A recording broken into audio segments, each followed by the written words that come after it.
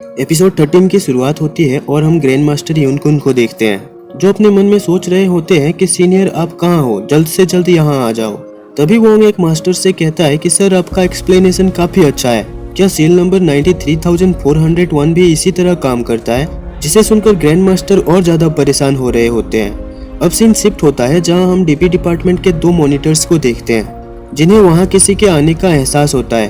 तभी हम वहाँ किसी को उड़ते हुए आता देखते हैं जिसे देखकर वहाँ के सभी स्टूडेंट्स चौंक जाते हैं क्योंकि वो एक महान कल्टीवेटर होते हैं जिन्हें सारे मास्टर्स भी ग्रीट करते हैं और उन्हें बड़े रिस्पेक्ट के साथ अंदर बुलाते हैं। अब वो महान कल्टीवेटर अपने स्वॉर्ड को जिसमें वो उड़ते हुए आए थे उसे एक आर्टिफैक्ट में बदल देते हैं जिसे देखकर वहाँ के सभी स्टूडेंट चौंक जाते हैं। अब वो कल्टीवेटर सभी को बैठने का आदेश देते हुए कहते हैं कि मैंने कुछ यूनिक क्वेश्चन सुने हैं, मुझे लगता है तुम सबके बीच कोई गिफ्टेड पर्सन छिपा हुआ है। जिसे सुनते ही ग्रैंड मास्टर यूनकुन उनसे कहते हैं कि आप उसे मक्खन मत लगाइए, हम पहले से ही उससे काफी परेशान हैं। अब वो कल्टीवेटर वोंग से कहते हैं कि जब तुम एडवांस लेवल के सील्स स्टडी करोगे तब तुम्हें पता चलेगा कि सारी सील्स सेम प्रिंसिपल को फॉलो करते हैं, जिसे समझने के लिए तुम्हें पहले इनका सिंप्लीफिकेशन करना होगा, जहाँ कुछ बेकार के सील्स को छोड़कर तुम्हें जरूरी सील्स को ढूंढकर उनके बेसिक्स को सीखना होगा।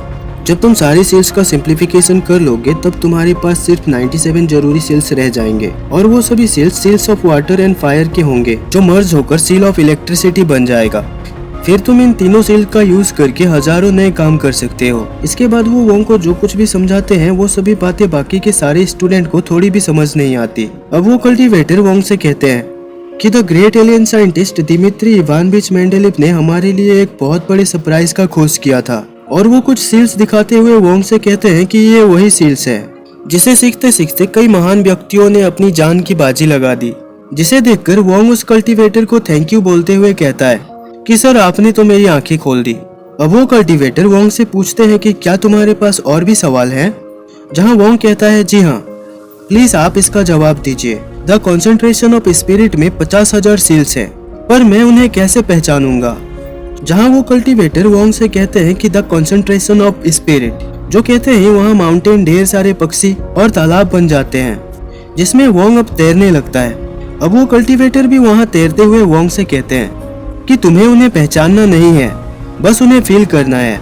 अब वो फिर से जो कुछ भी वोंग से कहते हैं बाकी के स्टूडेंट्स को वो बातें बिल्कुल समझ नहीं आती। सभी को ऐसा लग रहा होता है मानो वहाँ कोई बेसुरा गाना गा रहा हो, जिससे मिस्टर चाओ भी परेशान हो जाते हैं। पर वोंग को तो वहाँ तैरते हुए काफी मजा आ रहा होता है। अब वोंग उस कल्टीवेटर से कहता है कि मुझे पता चला है कि हमारे यहाँ 10,000 से भी ज्यादा ब्लैंक सील है जिसे हम ऑल पर्पस के लिए यूज करते हैं, पर वो सील्स बाकी के सील्स के साथ फिट क्यों नहीं बैठते? जहाँ वो कल्टीवेटर कहते हैं क्योंकि वो 10,000 ब्लैंक सील 13 सील को तोड़कर बनाए गए हैं। अब फिर से उन दोनों की बातें सुनकर सभी स्टूडेंट बेहोश होने लगते हैं, पर अभी भी वोंग के सवाल खत्म नहीं होते। वो सवाल पे सवाल पूछता जाता है और वहाँ दिन से रात और रात से सुबह हो जाती है, जहाँ अब वोंग के सारे सवाल खत्म हो जाते हैं और वो उस ग्रेट कल्टीवेटर को थैंक यू कहते हुए ग्रीट करता है। अब वो महान कल्टीवेटर चाय पीते हुए वोंग से कहते हैं कि अब मुझे भी तुमसे कुछ सवाल पूछना है, अगर तुम्हारे जवाब मुझे अच्छे लगे तो मैं ये धार्मिक वेसल तुम्हें दे दूंगा। जिसे देखकर ग्रैंड मास्टर वोंग से कहते हैं कि ये लेवल 2 का धार्मिक वेसल है, इस ब्रेसलेट में तुम कुछ भी स्टोर कर सकते हो। जिसे देखकर वहाँ सभी हैरान हो रहे होते हैं और चाओ तो गुस्से से लाल पीला हो रहा होता है।